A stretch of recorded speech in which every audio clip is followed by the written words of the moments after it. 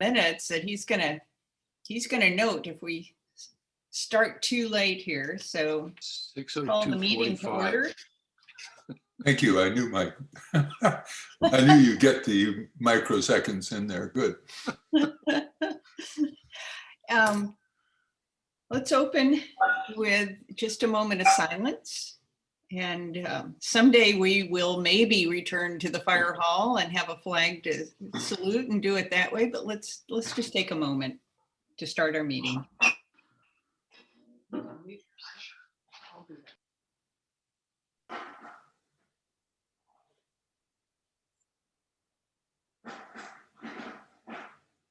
Thank you. And Jim, thanks for joining us. Let's move on to approval of, I think, a world record in minutes, but since I missed the very last part of the last meeting, I really appreciated the detailed minutes.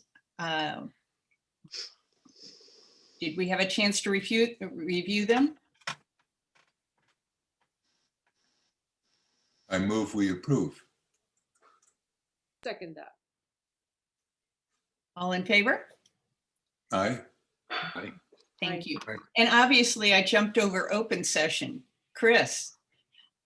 Yeah, so let's see. I just had a few quick comments. The first one is just trivia that dates anyone who gets it, but a friend of mine just let me know tomorrow is Stevie Wonder's birthday. Oh, okay. Number Got two. that, Mike?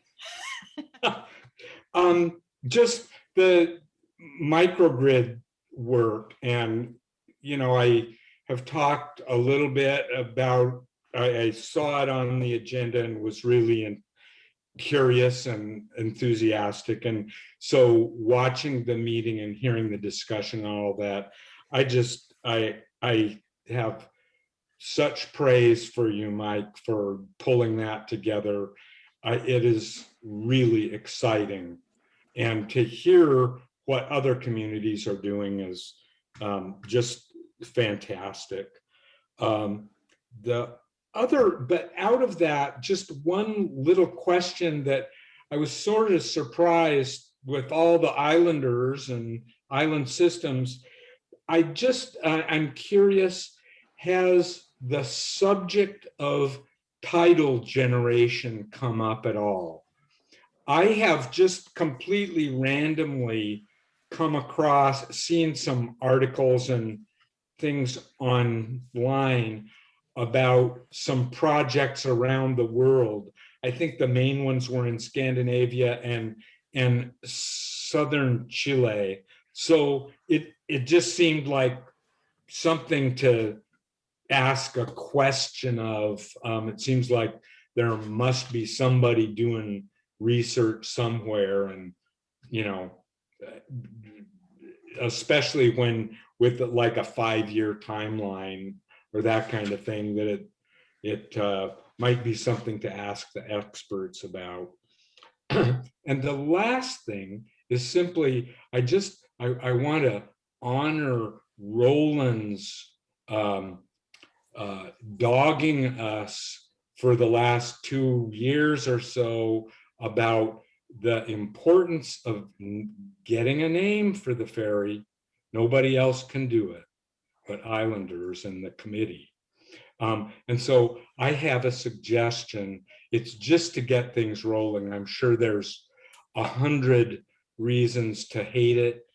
And I'm sure maybe somebody will have a better idea.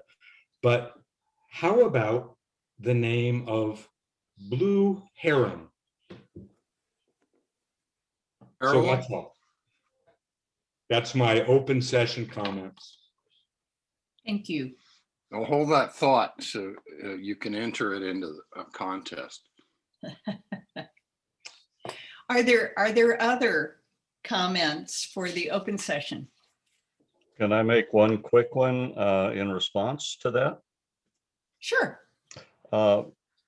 Chris, I was over at the European Union Tidal and Wave Generation Center and spent a half a day with their director and a couple of their engineers. This was a couple of years ago. And That's over in the Orkney Islands in off Scotland. And yes, that is part of the mix. And I'll talk a little bit more about that in a minute. Mike Skihan, would you repeat where you were? What that entity was where you were visiting? That was in the Orkney Islands. And what was the agency or the organization?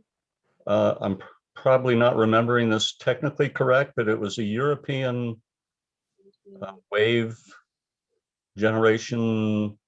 It's a think tank. Oh, Yeah. And they're responsible for most of the wave turbines to capture current and wave action generators. for generating electricity. Yes. Got it. Thanks. Did you actually see them doing it? Did they have demonstration model, on the edge of the ocean somehow? Oh, they do. They have quite a bit of stuff out there in the North Sea. And no, at their headquarters, they didn't have any big things. They had scale models. They had lots of drawings and pictures. Right. But they were generating power, actually. Absolutely. Thank you. Other comments in the open session? Welcome, Todd. Good to see you. See you, Todd. And I did forget to tell you, actually, as part of roll call, we should note that Greg Rice did have some surgery here a week or so ago, and he is in a recovery phase. So he did reach out. Health-wise, I don't know if he's going to be able to continue or not. He gave his regrets in so many ways. So if I hear other status on that, I will let you know. Can we send him wishes for a speedy recovery I think absolutely. So from all of us, all of his colleagues at LIFAC? good point. Yes. I sent an email, but a card might be much more appropriate at this time. Okay. I have asked, oh, Hey, Jim. I was wondering if I was here or not. I can see myself. But we see you.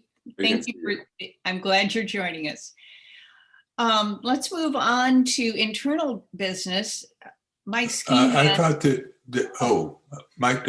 Mike has an open session statement, or is he actually on the agenda to talk about the microgrid? I have conference? asked him to give us a recap. Oh, okay, sorry. About his April 14th microgrid meeting that LIFAC sponsored and you led, but boy, I considered Mike the instigator. Charles, would you like to kick this off as your? But no, I'm sorry, I was confused. I thought he was speaking in the open session. Mike, you've just done enormous good work for all of us. So I want to begin with a big thanks. And thank you for the opportunity to host that meeting, which was very easy. I just said, here it is. And you took it away, and there were excellent speakers, and everyone stayed through to the end, the full 90 minutes. Demonstrating, and we had widespread participation across the various groups and organizations and government agencies, and all due to Mike. So over to you, Mike. I was impressed with how many people it takes and how many people have already some experience, and I appreciate your pulling it together. If you could give us a quick overview for those who weren't there, and then any suggestions for next steps. Thank you, Rema and Charles. Judy, I'll call on you at the end here in case you had wanted to share some of your impressions. We held a microgrid conference on Lemmy Island hosted by LIFAC on the 14th of last month.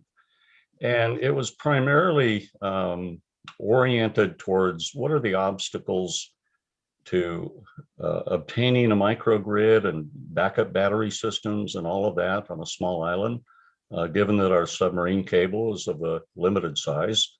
But more importantly, what are the opportunities that presents to us to look at microgrids? And when we're talking about a microgrid, we're really talking about solar energy, wind energy, water energy, whether it be turbines below the surface capturing ebb and flow of tides, or it might be things that bob up and down to capture wave energy.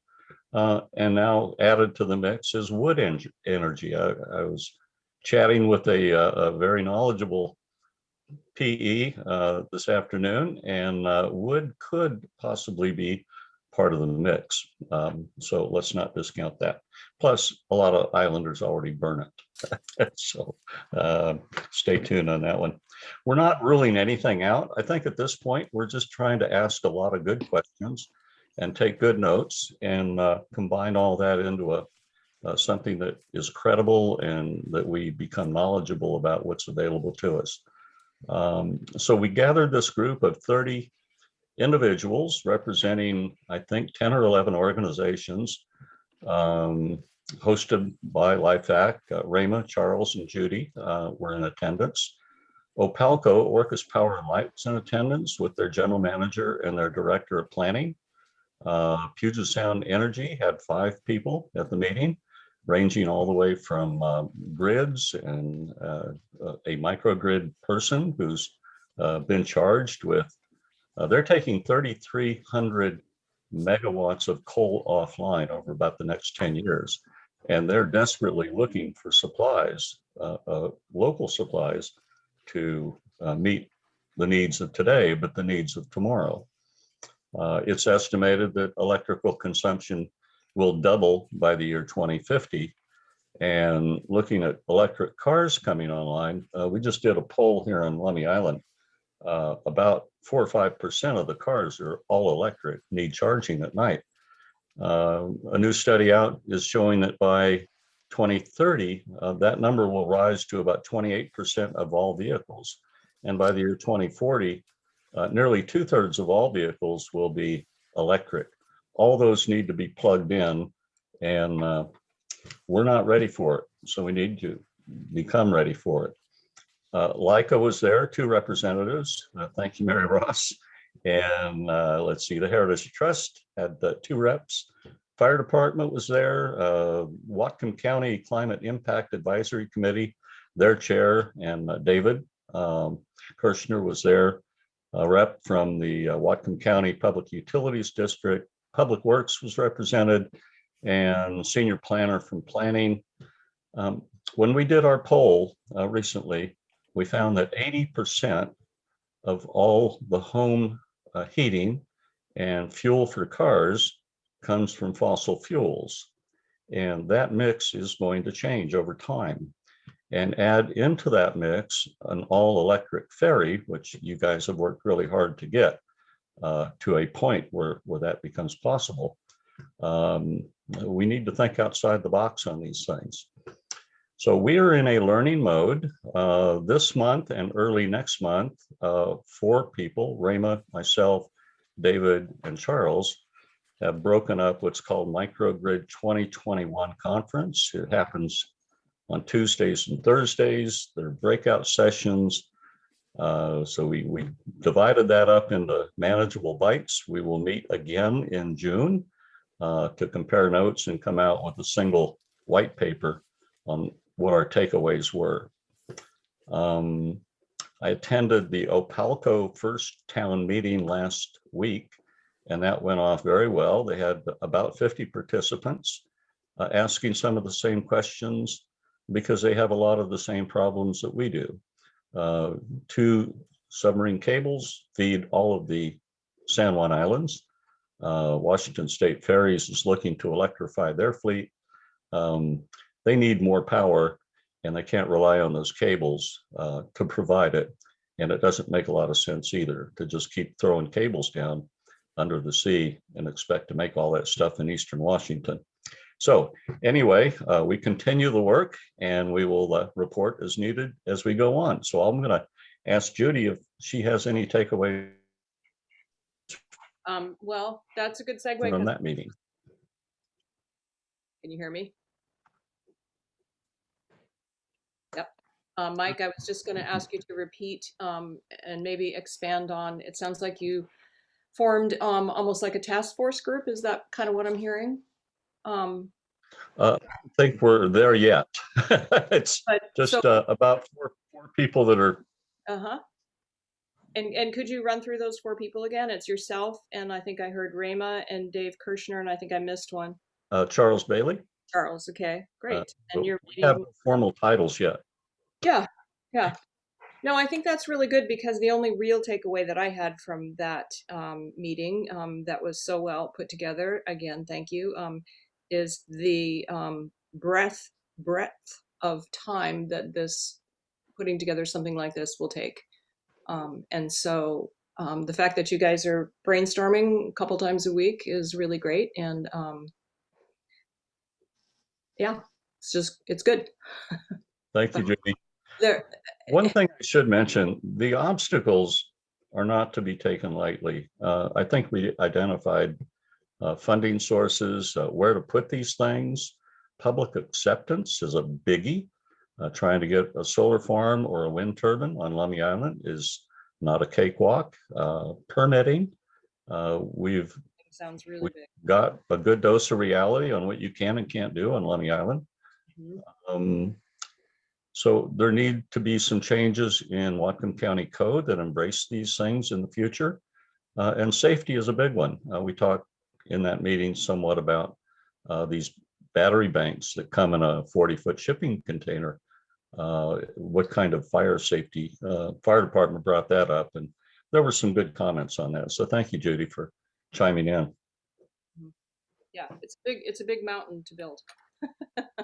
Todd, I am really sorry I missed that meeting because I actually got a house on Decatur Island, not very far from that that solar array that Opaco, and I'm an Opaco co-op member. So one of the things that I think we think about, like, it's a co-op, so people on the islands and on those islands, we pay a fee. It's almost like $60 now, just before you get any energy draw, that, like, to make this, because Opaco does a lot of cool stuff, but, like, you got to recognize, like, I don't know if PSE could do this on Lummi, but, like, the leverage they got out there in the islands is, if you want anything hooked up to the grid, you got to pay a pretty steep hookup fee to fund these sort of projects. But it's a really cool facility, and if you got ideas about what the county code needs to change to make this maybe work out at Lummi, let me know. But it's cool. There was a little bit, I think Mike sent a video clip, like, where you could see the Opaco thing. I was like, I see my friend Bruce's truck driving by there. I literally, like, I'm like at half a mile from there. It's not that big of a footprint, actually.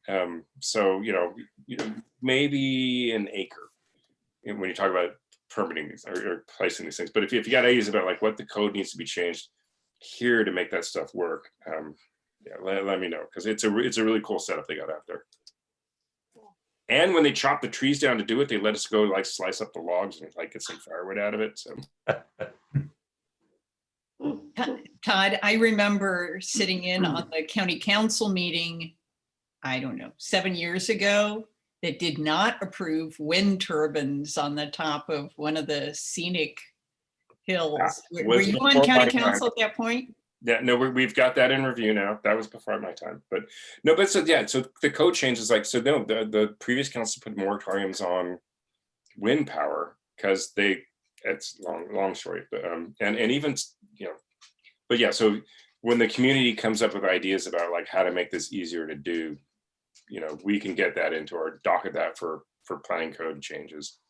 But yeah, if anybody wants to go out to Decatur and see this, come visit. I'll show you around. Okay. Other Rama? comments for Mike? Yeah, Rama? Yeah.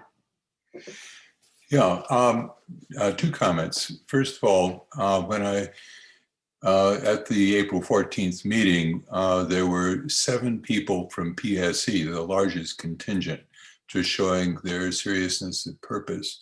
And it was not only Decatur, but it was also the battery set up in Glacier, which is wholly owned and developed by PSE, and that was also presented. There's not a solar part of that. It's just resiliency to improving delivery at the far fringes of their system.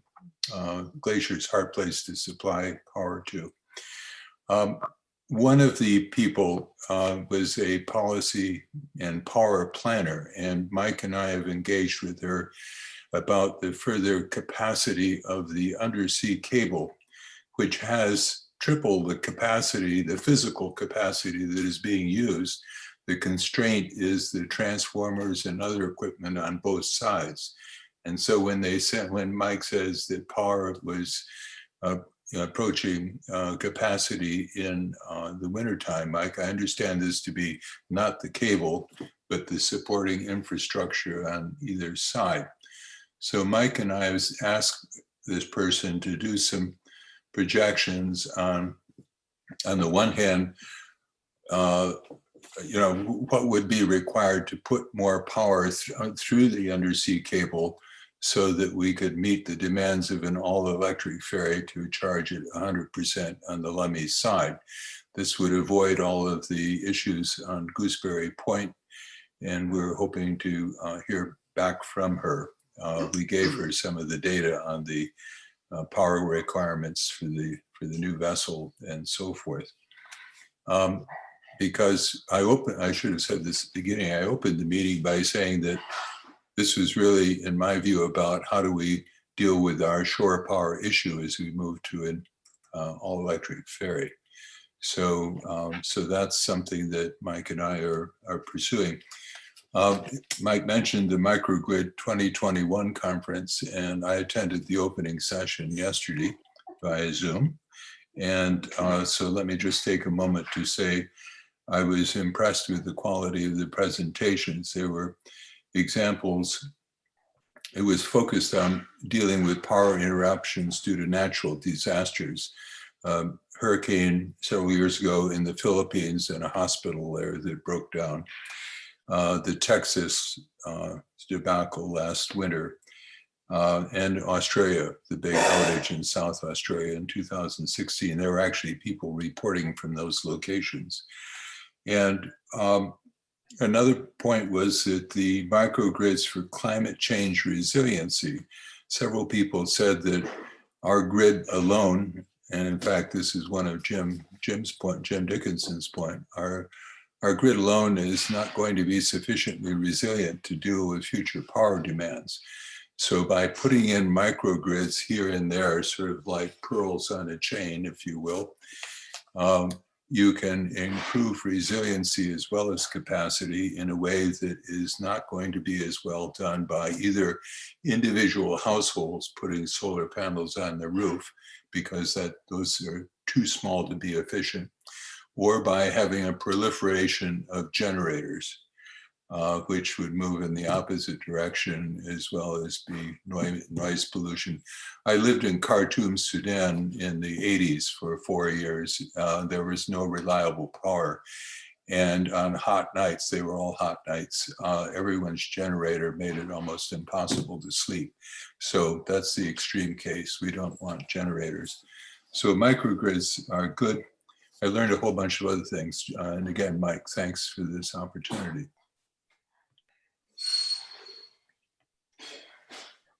I think I'm done. Back to you, Rema. Thank you. Thank you for sharing that. Okay, and Mike, you put together an amazing consortium of experts, and I appreciate that. Thank you. Under old business, Rich, you are the county, it looks like. Do you have an update for us? Yeah, I do. I've got a bit of a ferry operations update. I just wanted to share briefly, given the spirit of the conversation that's gone on here over the last 10 or 15 minutes, is that I had there's something that has been bothering me slightly about the new ferry, especially given the given the fact that we are going to be burning a bit more fuel, I think some of the fuel modeling, comparing the Whatcom Chief to the new boat, which we're trying to get our hands on, I don't believe it's going to be twice as much fuel, but it is certainly going to be more. And the thing that was bothering me about that is that there must be some benefit that can be gained environmentally in that. And it was kind of driving me nuts until I recalled going to, I think it was actually a farmhouse gang meeting several years ago. And we all broke down into groups, and the goal was to try and figure out how you can get door to door without using your own vehicle.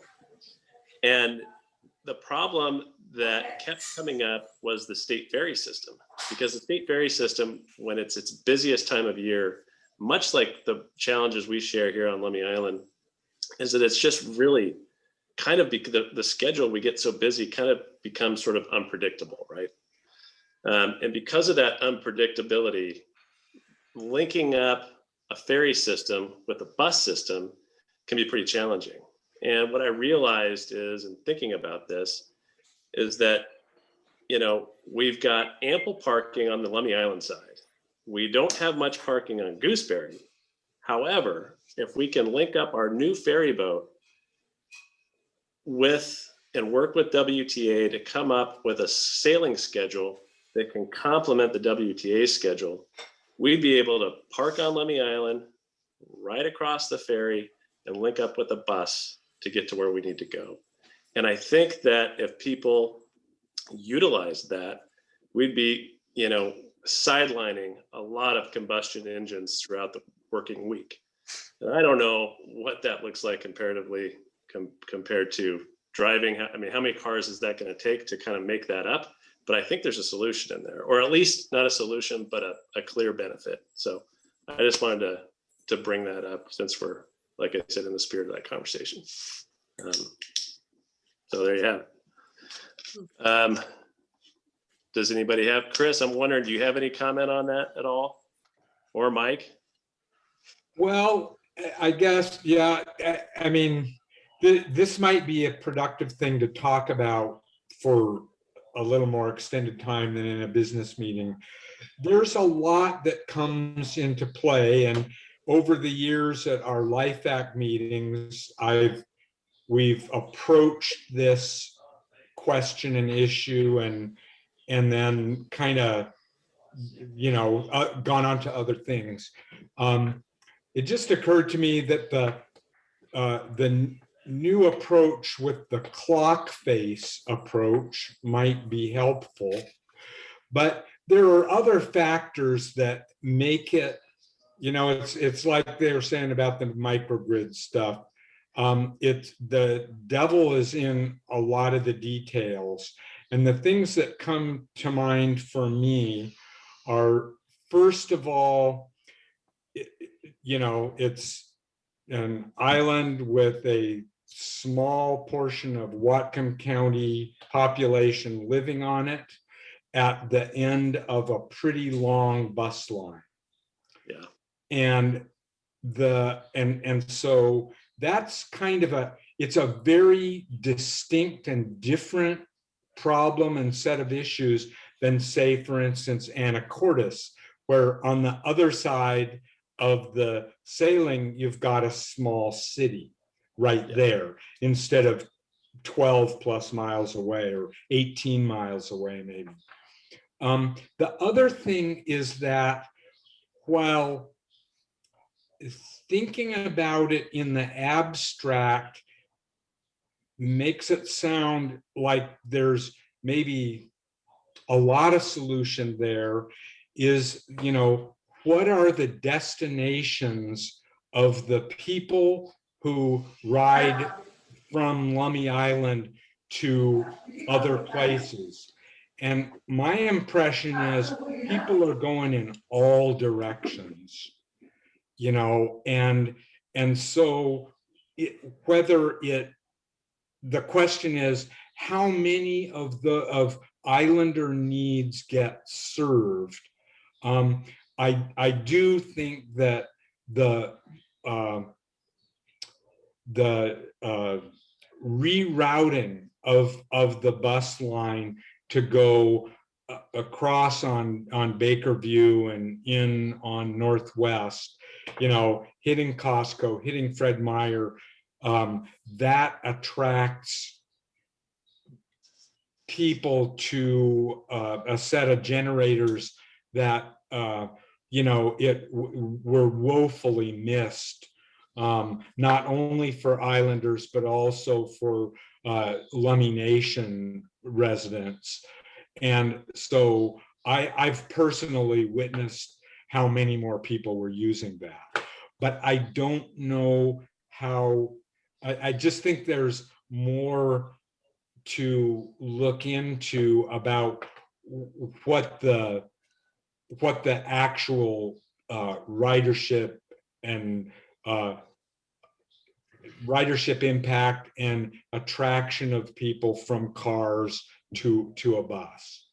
Because people are, you know, people really go a lot of different places, and you know, a lot of Islanders go to Ferndale. Well, that's a lot more intricate of a travel on the bus. And it kind of needs to be that way because of the rest of the system. So I don't know, Mike, you might have more more on that. I've wondered about something more like a partnership with I don't know, I'm not necessarily very knowledgeable and not a big fan necessarily of ride hailing services and Uber and that kind of thing, but to me it seems like you know, it wouldn't be that complex of a system to find, I don't know, a few people on the island. I don't know how many it would take to provide some sort of connectivity on that side. That Okay, and Mike. And that's enough from me, probably. Just a few comments from me. I agree, Chris, with what you're saying. And coming from Metro in Seattle, and Diane, my wife, was a senior planner for the bus routes. So it's a tough call when every time you make a change in a bus route, you praise one person and penalize another, and the net gain is what you're looking for.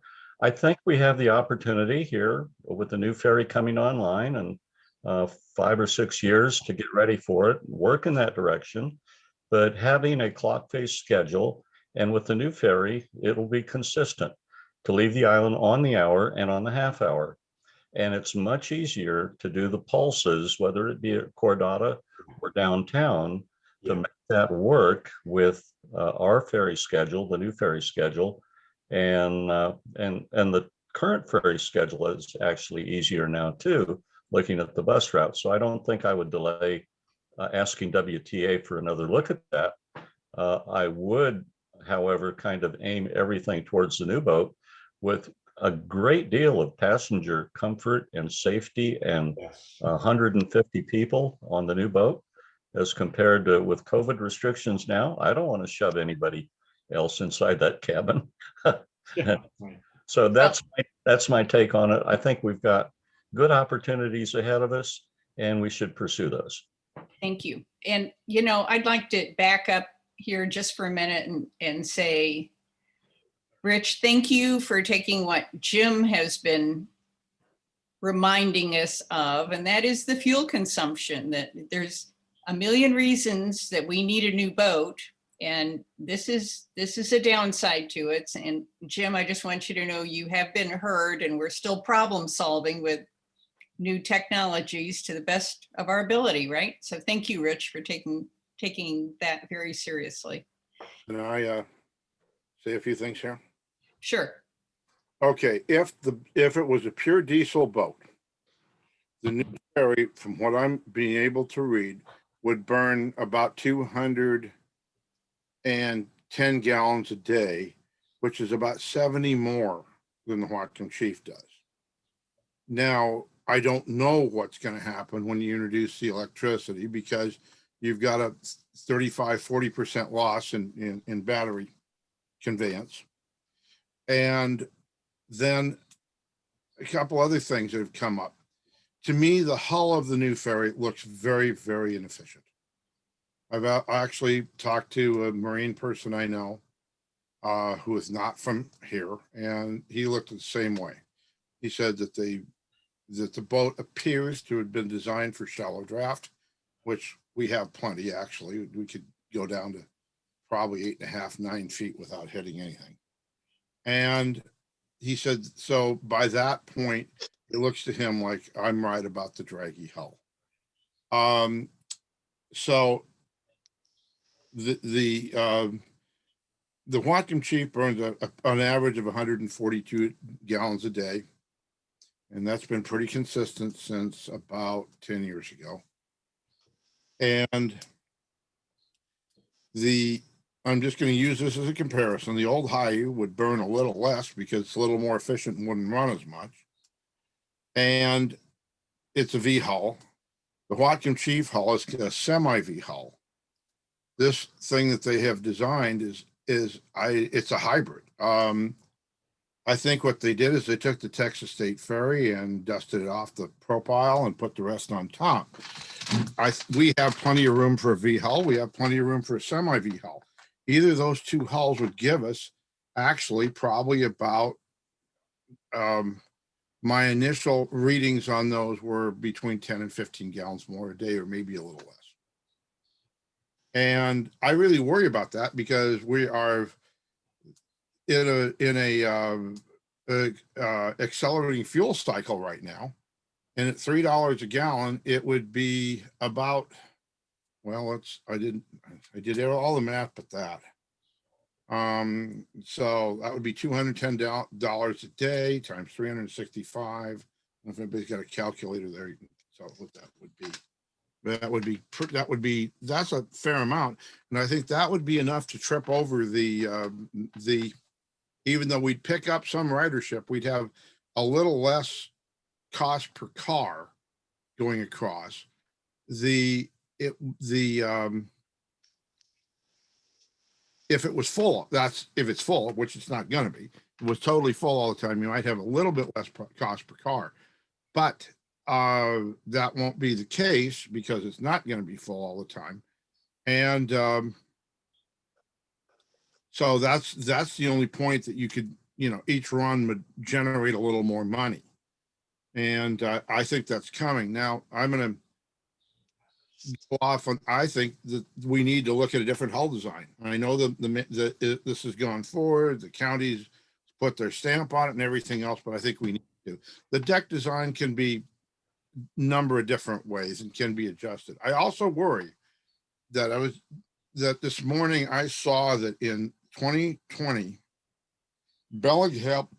Whatcom County had a 61% increase of real estate sales. This year, it's over 50 and climbing. Listening to Radio Real Estate on Saturday mornings, they are again going behind on listings. I don't know how they can keep doing this because they've been going behind for 2 years. There must be virtually nothing.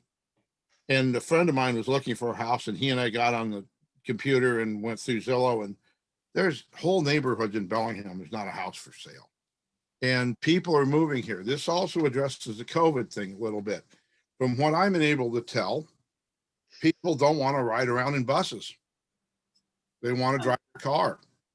They're especially out of the big cities that's part of the shift now from the inner cities to the suburbs, and people working from home with their computers. And that's going to continue, but not everybody's going to be able to do that, especially in Lummi Island. Even if you are working from home, you got to go to town. Got to get groceries and everything. Jim, thank you I just want to thank you for continuing to bring those points forward. And Rich, I want to thank you for being here, being aware, and continuing to take them into account as we go forward the best we can. So Jim, thank you. So Rich. Yeah. Thank you for rethinking this to the extent possible. And still move forward. And Jim, again, thank you for bringing up points that we need to stay aware of and make the right choices along the way. Rich, I bet you have more to your report. I'm sorry. Yes, I do. And it's not nearly as exciting as microgrids, hull design, or ferry schedules. It's about our new porta potty at Gooseberry Point. So everybody hang on. It's going to be a wild ride.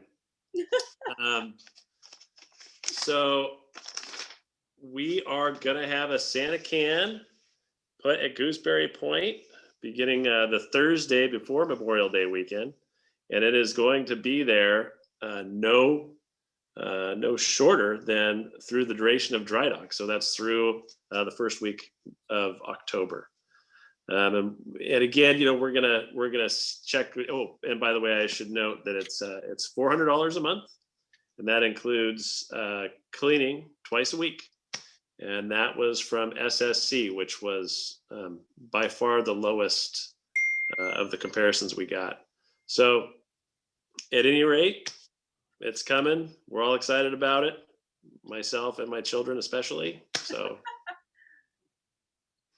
So yeah, that's happening. And I'll circle back around to some more general items, but I wanted to get these two sort of out of the way. The weather station, I mean, based on Randy's report, budget report, I'm really wishing, I know that Mike McKenzie had mentioned that perhaps there was some interest in getting some funds together and getting a weather station donated to Public Works. And if that's at all possible, Mike, I don't know if it is, but that would be greatly appreciated.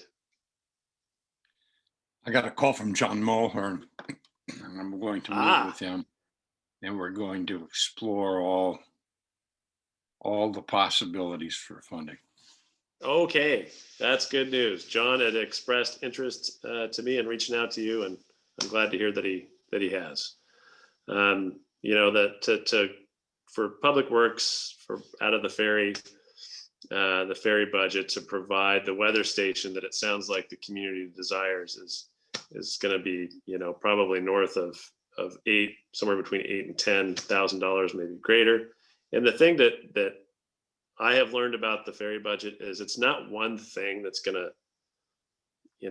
sort of put us in the position where our fares need to start being scrutinized again. It's really going to be at several drops in the bucket, and I think as many drops in the bucket we can abstain from, the better. So, thank you, Mike. Looking forward to you and John come up with. So moving on a little bit, we're going to be interviewing some new on-call employees for the ferry. We had 8 applicants. We're going to be interviewing 6 only because the other 2 that applied didn't reside on Lummi Island. But at any rate, all the applicants were really good, and looking forward to interviewing them and grabbing at least 2 or 3 of those folks to help us. We're going to continue to provide an extra deckhand this summer. We took a break from that last year just because of COVID and ridership was way down, but all the indicators I see is that it's going to be a busy summer. And we want to make sure we're keeping that schedule and that we're keeping everybody's property and personal safety at the forefront of our minds. So in that spirit, we're going to bring on an extra deckhand, and that extra deckhand will last from the weekend before Memorial Day through right before we go to dry dock. So, and again, that's to provide sort of this extra help so that we can maintain the schedule, because I feel like the better we maintain the schedule and the better we provide the service when it's needed, I think that's going to be good for our income. So there's that.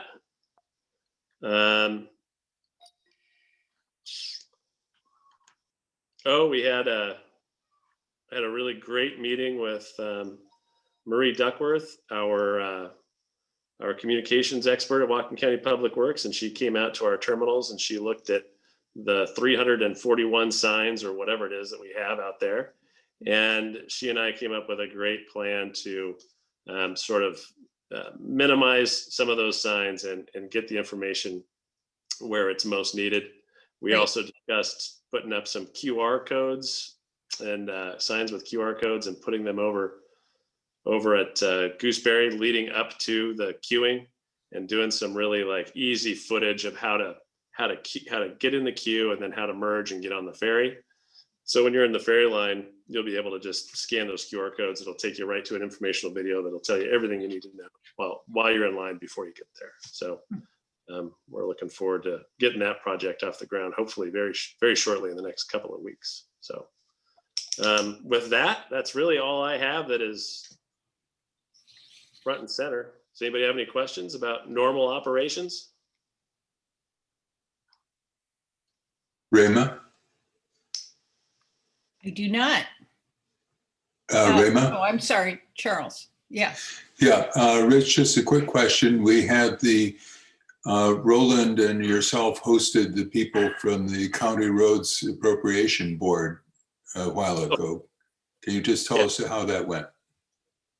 Oh, well, it went great. I was going to give you that on the next bit here, but I'm happy to answer that now. The visit from the crab board was great. We got really great feedback and super high marks in person from those guys verbally.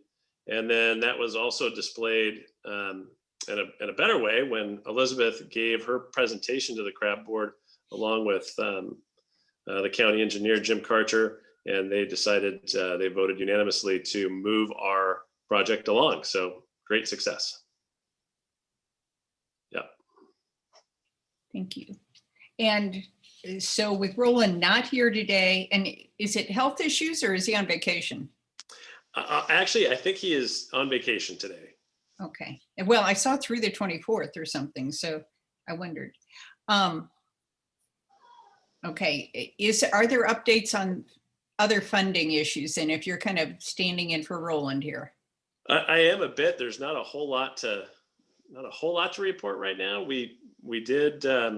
Elizabeth and I actually spent the last half of the day going through the new RAISE grant proposal, which is of course the in replacement of BUILD grant that we applied for last year, making some notations and providing some feedback to the consultants to be sure that, you know, our proposal is being reflected accurately to those sort of minor changes that have occurred between the BUILD and the RAISE grant, and sort of the format they want that in and the sort of information they want front and center. And it was all pretty cut and paste. There wasn't anything glaring other than, of course, the exciting addition to the financial package, which is looking really good.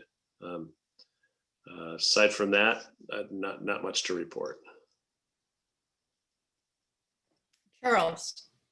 Yeah, can I just ask, you mentioned the BUILD grant and then the RAISE.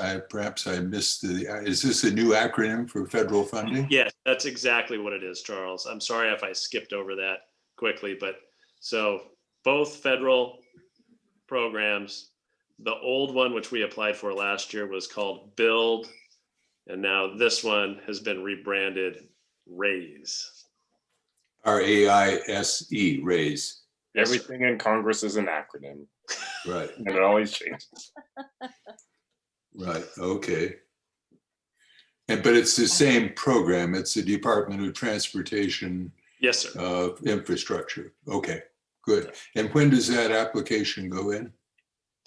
I believe, I should have that answer for you. I believe it's the end of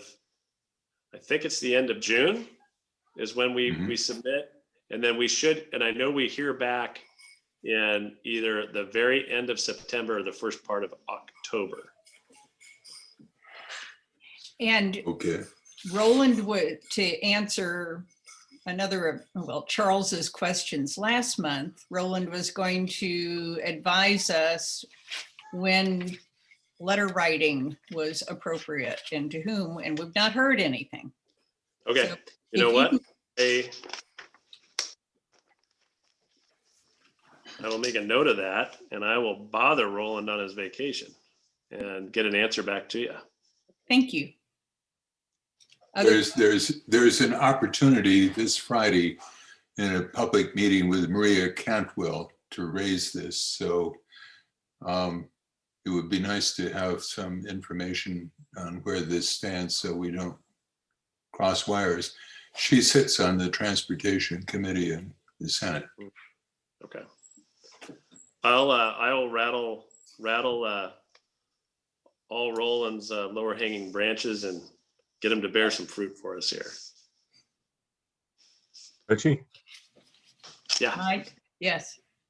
In case you're asked this at a dinner party, RAISE stands for Rebuilding American Infrastructure with Sustainability and Equity. Ah, it sounds perfect. We fit right into that. Thank goodness. That's your trivia answer of the day. Nice job, Okay, Mike. thank you. All right. Anything else, Rich? And I mean, do you want to lead this? You were there, but I was going to ask Mike McKenzie to lead the public update meeting. That you were both there. Who wants to take the lead?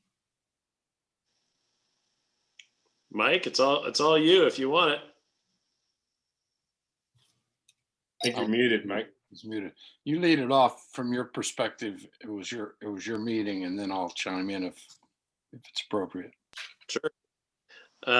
So the meeting was really good. I think that what we all agreed on in that meeting was that it's been quite some time since we've engaged, collectively, Public Works and LIFAC collectively engaged the public out here and given them sort of an update on where all this business is going and where the surcharge is headed and why and all of that. And also, what are we getting and sort of educate them on the new vessel and all of its attributes.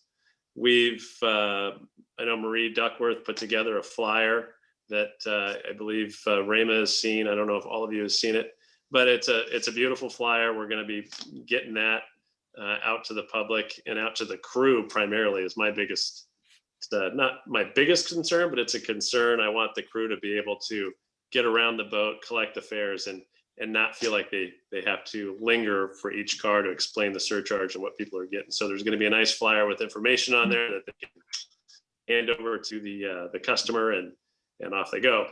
I think we also agreed that that's going to need some support. Whatever, if we have this other larger sort of community meeting, we're going to need some support probably from KPFF. How much support we need is going to be sort of driven by what level LIFAC wants to present with.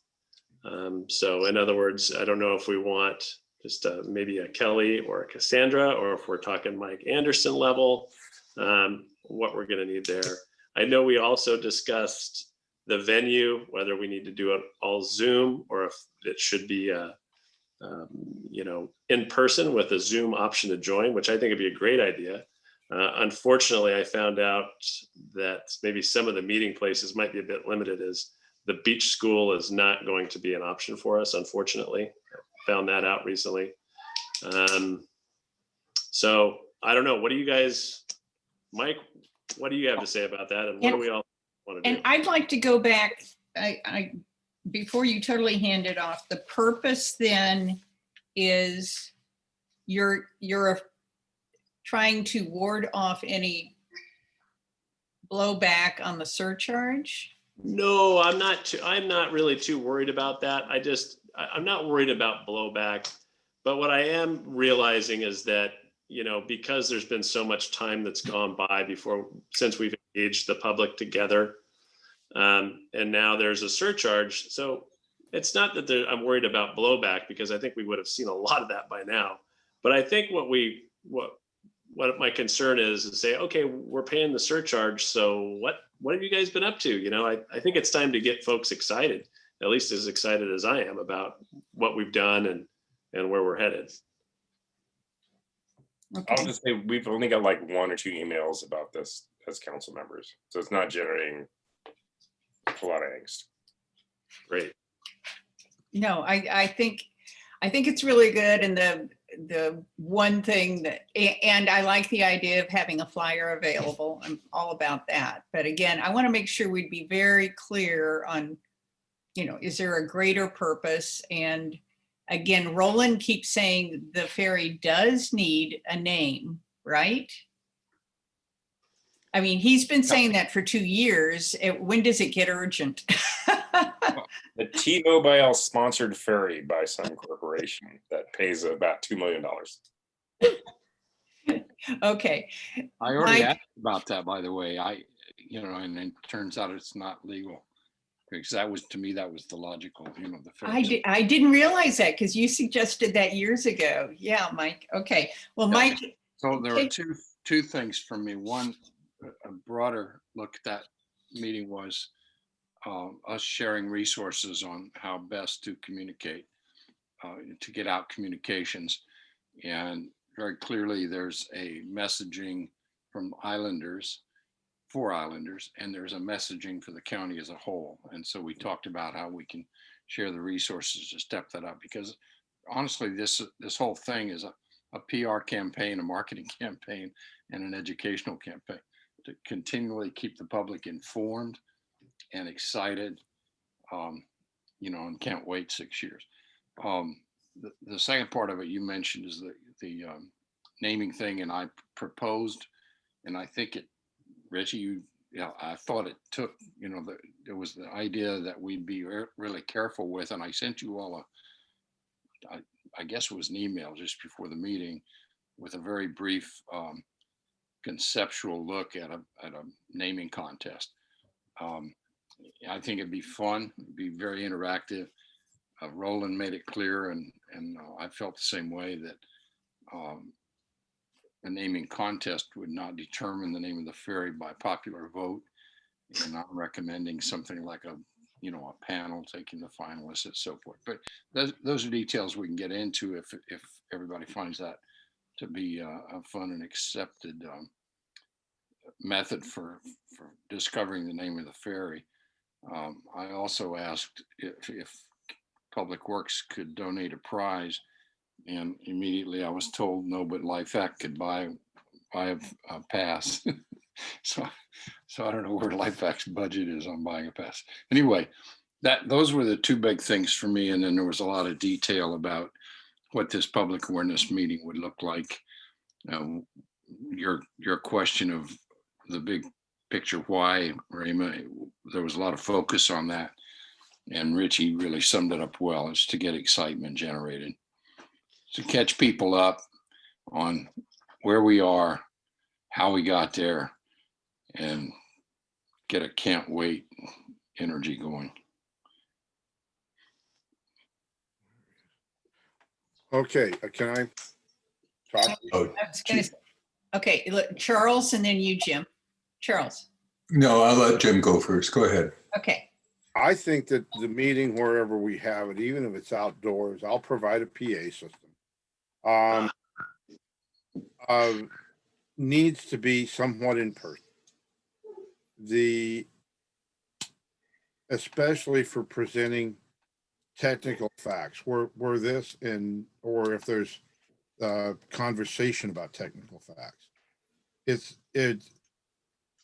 very, very hard to do it on Zoom meetings, and I'm hearing this from other people too, from that are in other organizations, and the general public hearing to most people that they're saying that. In fact, I actually had a person come up and tell me that at the totem pole thing, and also wanted to know about the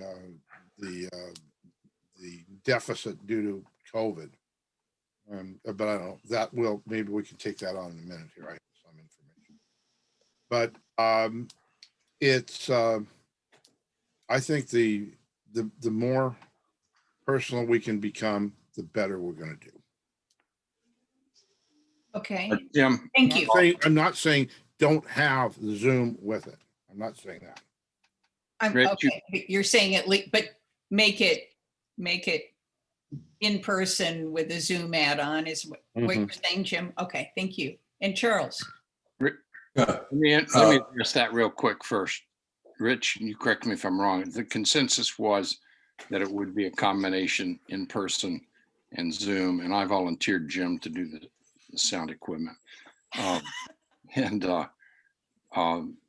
but also, Jim, to make sure we're really clear on this, it's not going to involve a lot of technical discussion. It's more about what the ferry, how we got to where we are, and all the different comforts and safety things, and all the I always just call it the benefits to the public of the new ferry. So there won't be a Q&A about specs or any of that. Is that correct, Rich? That's what I understood out of the meeting. Yeah, that's correct. On the okay, I'm waiting to speak. So sorry. I think there are a couple of issues here. One, just to remind you, our last public meeting was in January last year at the Grange, when Raymond and I gave a PowerPoint discussion. So I just think that, and a lot of people attended. The room was full. So it's not that it's been 2 years plus since we had the meeting in the beach school.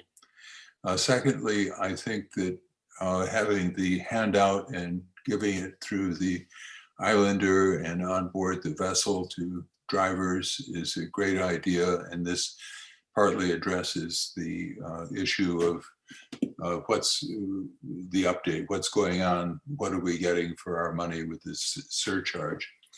And third, I think it's imperative, given that the county is still classified as a it's a COVID serious place, to figure out just how people who want to participate by Zoom can do it without being marginalized. That there's a joyous crowd out somewhere, and there's this little monitor over on the side with people looking on. So I think some more thought on that. Now, my last point is to the timing. I think that if you want to generate excitement, you generate excitement once we've got some money and the thing is going to be a reality. I don't think that naming the boat and then, it's sort of like crossing your bridge or counting your chickens before they're hatched. I'm very optimistic that all the money will come through. I'm just saying, if you want to get a peak period of optimism, have a party to celebrate. We've got the money. We've named the boat, now come learn about it. Or we've got the money, let's get together and talk about it. And by the way, you have an opportunity to suggest the name for the vessel. I think all those things coming together create real excitement, not just another informational meeting. If I can, My understanding agree about- with Charles. My understanding was from Roland is that the naming of the boat carries some kind of impact on all the submissions for funding. Is that correct or not? I think so, Mike. I've heard that too. I think that when you get to the point of submitting all of the documents and forms and whatnot, that if you don't have your official name stamped in gold at that point, that you're creating an awful lot more work for yourself, for everybody. So I heard that from way back as well from Roland. So I do think that it's important to work on that. Back to the other point about having these meetings, I understand, Charles, what you're saying about generating the excitement once the money is in, but my understanding about this meeting that we're talking about now is just an informational meeting to update folks as to where we're at, because we haven't had a meeting in a while. And Charles, you mentioned a January meeting. You said last year. So technically last year, January would be January. Sorry, January 2020. 2020. We didn't have a meeting in January 2020. We had a public meeting. Leica hosted. It was Leica's regular general meeting, and and Charles was a featured speaker for that. No, we both were. We both I were. was there too. We tried. Okay, sorry. LIFAC. I'm talking about community meetings where Yes. the main focus of the program was a PowerPoint presentation in LIFAC, which not Raymond LIFAC. spoke and I spoke. I was mixed up. That's Yeah. the community. So I'm saying that it's, Got and it. it was at that time we talked about the size of the vessel and all the issues as we knew them at the time, including the concept of a diesel battery hybrid, Right. which was received enthusiastically. Sorry about that. So we did have that meeting. But let me ask Judy, is it true that the need for a name drives everything else? I don't know that it drives everything else. I just my impression was from Roland that once you really start doing things like receiving actual monies, and there are legal documents that get created and so forth, that you want to have your official name on those legal documents from the get-go. Right. Does that sound But we're not there yet. It's not till they award the grants that you need the name, right? well? I think that having the official name on the applications is probably Okay. wise. Okay, so sooner rather than later. Yeah, I do think so. And I've also given some thought to this, Mike McKenzie, and could add some flesh out what you had on your list as well. And maybe it's something that we can work with Marie on. One of the big questions that I have is, how do you open up the contest or submissions or whatever you want to call it to everyone? Do you do that via Nextdoor? Do you do it by signs at the Islander and the reader board on the Public Works website? How do you do that? What communication? Well, that's to be ironed out. Yeah. But Yeah. it's a county. I don't know if anyone remembers. In the UK, they did a public naming contest for a ice picker, and it ended up being Bodie McBoatface. Yeah. Roland cited that, and Todd, and that's why I said in my little short presentation, it would not be, the name would not be picked by popular vote by the public. It would just be a gathering of ideas. One of them pick and none might. Who knows? But in general, is there energy behind focusing on Name the Boat project at least? Is everybody comfortable saying, let's go forward with a Name the Boat effort, and then it would require a lot of information to flesh out that, that request, that opportunity, but could there be energy here in this LIFAC group with, yes, let's go ahead and name the boat? So Judy, yes? Yeah, I will. Mike McKenzie, would you be willing to work with me on that? And maybe the three of us, Marie Duckworth? yeah, I'd like to do that. Marie said she has some really easy technical ways to do what you asked about. Charles, to address what you were saying, I think, there's some reason. I need to trust the reason that Roland's been asking for that for 2 years, number one. And number two, it's a difference between saying a boat and the Blue Heron. It's like saying a guy is applying for a license instead of Mike's applying for a license. So that there's power in naming it. Yeah, I agree. It's just that how all these things come together. And that's why I said that it would be, anyway, I see the point. So I agree. And you could conceivably put together an open house, open information session in an outdoor setting, but that truly would be the focus, and people could be comfortable with that. Do we have an actual image or artist drawing of the boat? I know the one we saw on the Elliott Bay Design Group was kind of schematic, but Yeah.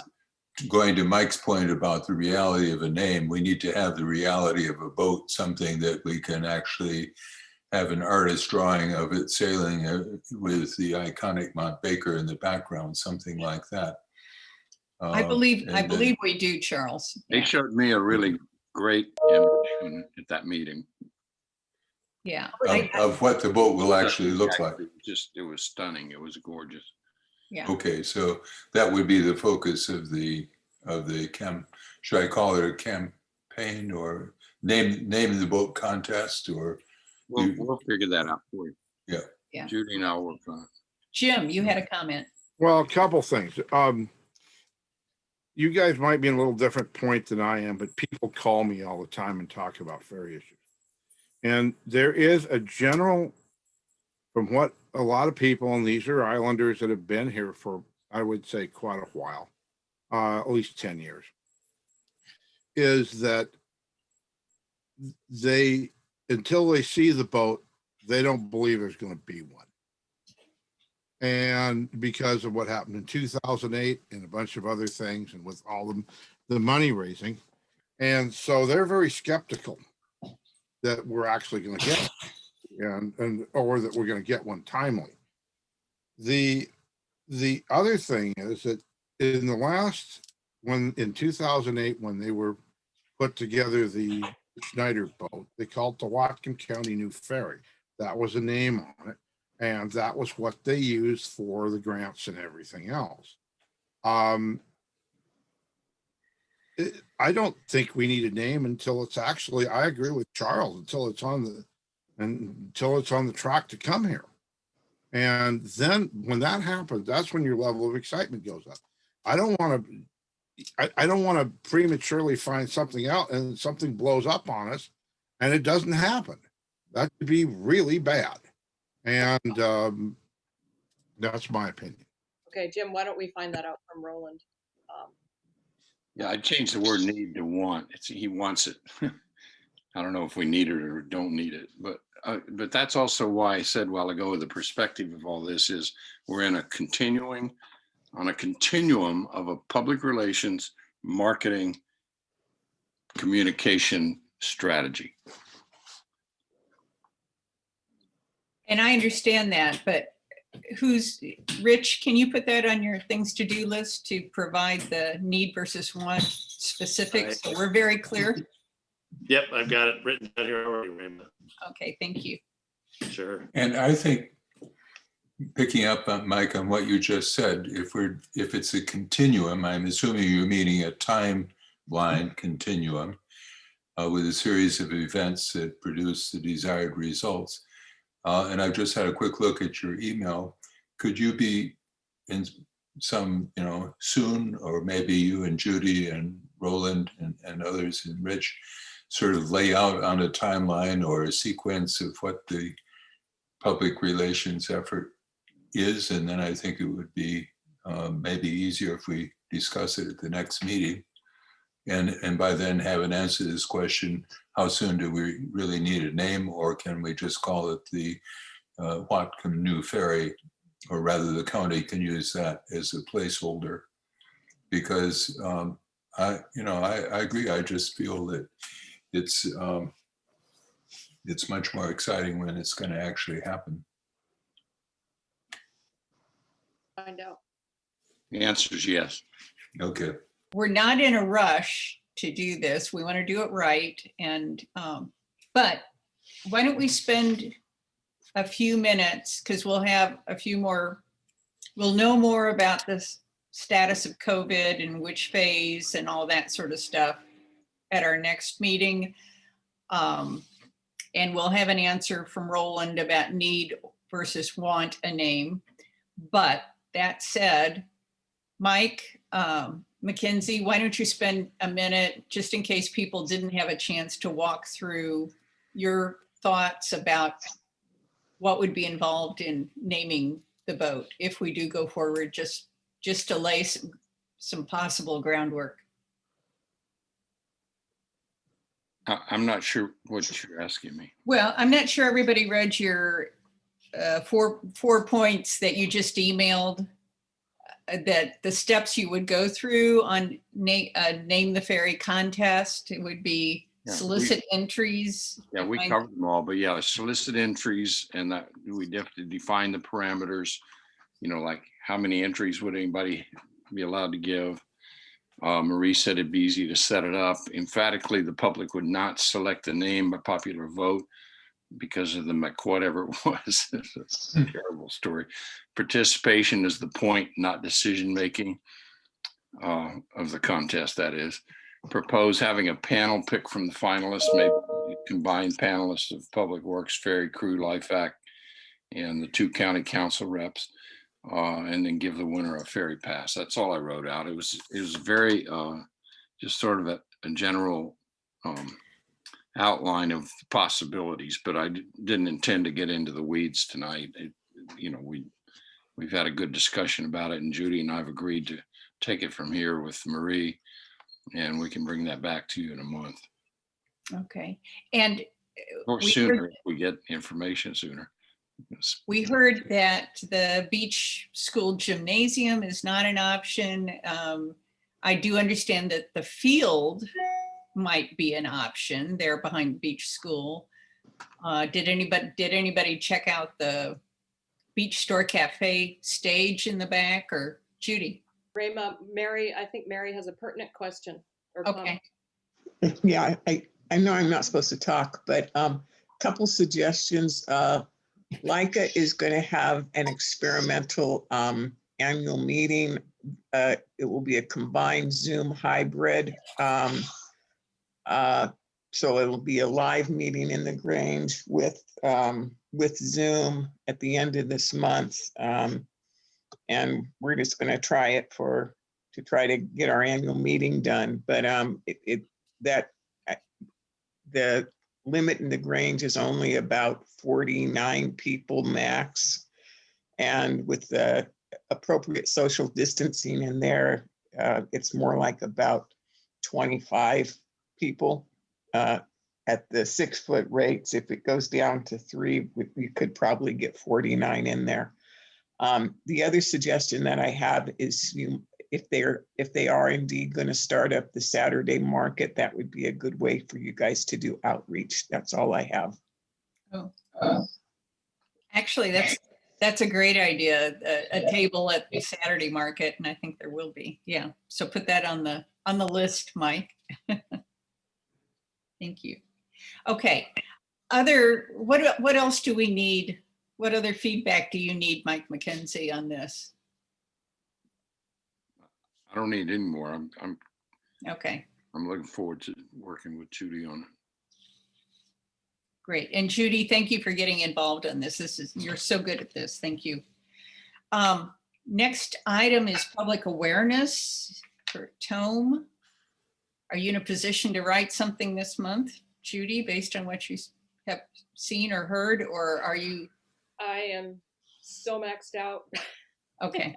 And I really hesitated to even volunteer to work on that with Mike, but it has been kind of eating at me, and I would like to participate. So, Rayma, I'm always good for, gosh, we miss Pat, don't we? I'm always good for any additional editing. It always falls at a difficult time. It's Friday, right? Oh, yeah. Well, I will try to craft something tomorrow. I'm busy on Friday, so I'll look for something late tomorrow. Okay, yeah. And I will share I'll with be everybody. happy to look at your draft too. Okay, I will send it to LIFAC, and again, just respond individually if you have any comments, just to keep us out of trouble. You know, Rayma, I might make a suggestion for this agenda that we have every week, is that on the public outreach, maybe at the end of this meeting or as part of it, we all mention any bullet points that we might have for a LIFAC, for a Tome communication, just so that there's something to work off, so that if we decide a bullet point is that we're going to figure out how to name the boat, or a bullet point is, I hope everyone's aware that we have the ferry fare increasing on the 17th, and just points that we might want to update people on, that might really help. And then when we leave this meeting, at least there's maybe potentially an outline. Does that make any sense, or does anybody think that's helpful at all?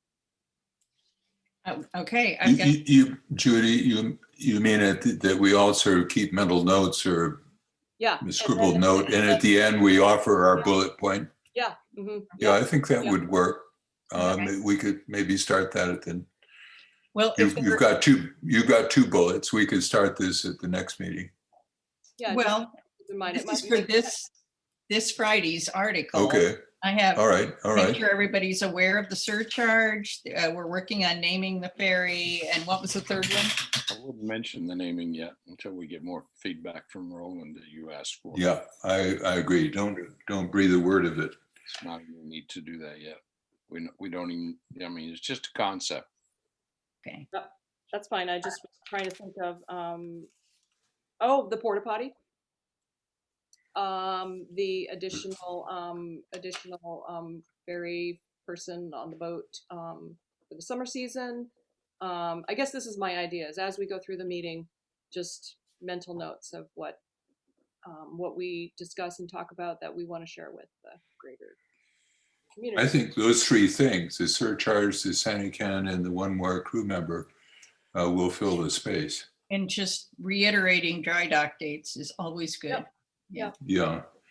And you might want to have a sentence just saying the county is planning to submit grant applications within the next 6 weeks to a wide array of funding sources or something, just so that people know that we need some sentence just to let people know that there's continuing progress on the new ferry.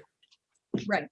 Well, and I can't imagine there's any reason to not name this raise grant and the crab grant, because those are both actively being pursued at this point, correct? Yeah, that's Rich, that's correct, right? Correct. Okay. Mhm. One last thought too, Raymond, is we still have an open position, right? That's kind of like Oh, good point. repeated record playing over and over again. But Right. Thank you. Other ideas? Okay. Yeah. Jim. Okay, I'm gonna get this out here because this is something I've been working on for a while. It has to do with the new ferry. All right? But has a different point. Just for the tone. No, this is not for the tone. Oh, excuse me. Oh, sorry, I screwed up. I'm sorry about not being here last month too. That was a problem. Well, hopefully you read Mike's minutes. I think it was Oh, I almost did. like being there. I did that. I watched the show. Okay, great. Thank you. Okay. Well, is this something that can wait till next month's meeting, Jim? This is really actually very fast. One of the questions I was asking at the totem pole unveiling was, why can't we get the federal government grant to cover the deficit on the COVID time of the ferry? Yeah. And I've gotten several answers from that from some people. Some people, the Port of Bellingham actually managed to hire that whale boat to go up to Point Roberts. They got it. And so it may be possible, and I would encourage the county to look into that, because rather than taking it out of the fund, if we could, because they're doing it all over the country. And one county councilman who I actually tripped across the other day thought that it was possible. I think that Todd spoke to this in our last meeting, and I forget the exact answer, but he would be the person to ask. Well, I thought Randy Rydell. Randy, Or right? was it Randy? Was it? Randy Yeah. had said he had looked into it, and based on some structuring of our funding, that was part of his financial report last time. Right. You're right. Yeah, but it's a good question, and Jim and Rich, keep asking it at the county level. That question again, Jim. I'm happy to. Yeah, they said it was an emergency. The person I talked to said it was an emergency thing, and that would be how you'd go about it. Good idea. Any other good ideas? Okay. If not, I'm going to say our meeting's adjourned, and we will meet again on the second Wednesday of the month next month. So I appreciate everybody chiming in here, and be well. Thank you. You too.